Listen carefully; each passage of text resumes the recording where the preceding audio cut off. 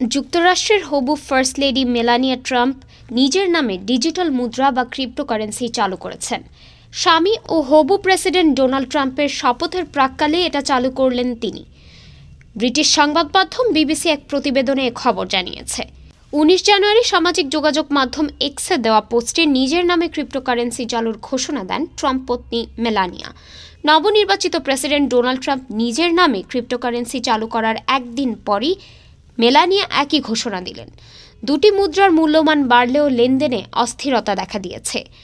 কয়েক market cap ওয়েবসাইটের তথ্য, ট্রাম্পের নামে থাকা ক্রিপ্টোকারেন্সির মোট বাজার মূল্য $870 কোটি, আর মেলানিয়ার নামে চালু করা ক্রিপ্টোকারেন্সির মোট বাজার মূল্য প্রায় $130 কোটি।